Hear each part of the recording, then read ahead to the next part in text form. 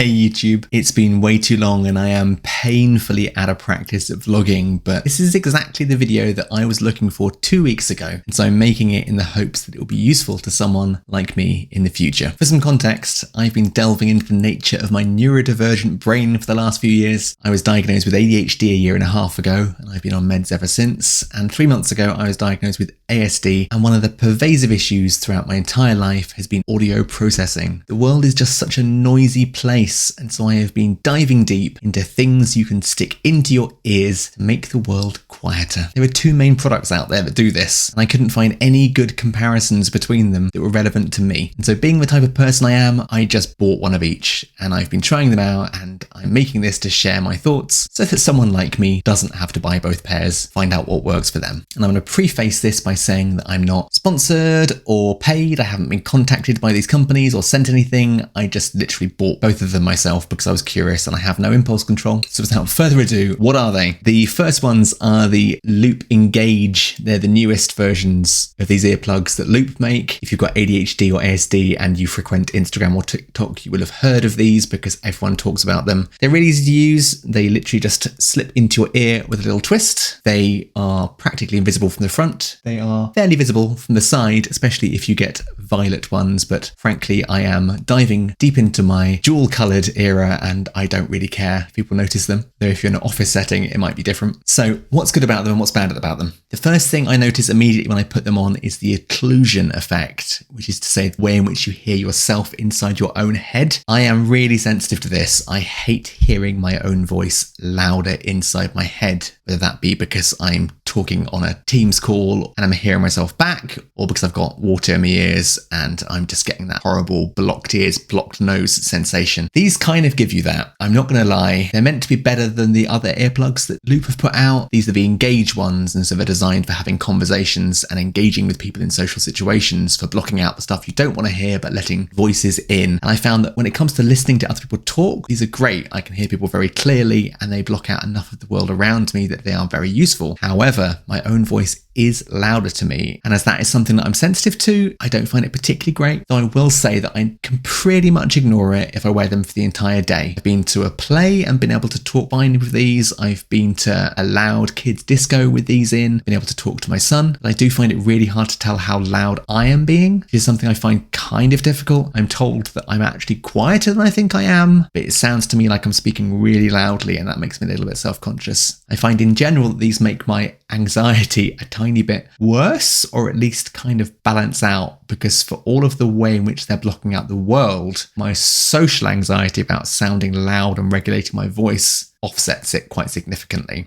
That said, where I think these are great is anywhere like a bar or a club or a busy city centre or a train where you're already going to be talking loudly and it doesn't really matter about being quiet yourself. I spent 5 hours on a train from Penzance to Bath 3 days ago, and I wore these the entire trip and was able to have conversations with the person sitting opposite me and the people across the aisle just fine. And they did a great job of blocking out noisy children and people eating food and having conversations and all that lovely train stuff you otherwise experience. I also love just how easily they come out. Just grab them and pull them, and that's honestly a revelation when it comes to earplugs, because usually you have to dive in and try and pinch them or pull them. Which brings me on to my next ones, which are the Flare Audio Calmers. They do two kinds. They do a silicone one, and these are the pro ones that have an aluminium insert in them, which is meant to make them a little bit more precise. If you're wearing them all day, there's no chance of them deforming in the way that the silicone might, but I've not tried the silicone ones, so I can't honestly compare them. They're a bit harder to put in. They're a tiny bit like the more premium silicone earplugs you get, but essentially you kind of have to angle them a little bit right, and they have a little tail behind them so you can grab them and pull them out. The first thing I notice is that my voice is not in any way distorted to me, which I love. In fact, if anything, it sounds a little bit warmer to me, if that makes any sense. And I think that kind of sums up the experience of them. They don't make you hear less. They're not earplugs. They just kind of reshape the sound as it goes into your ear. And the effect of this is really subtle. Kind of hard to sum up,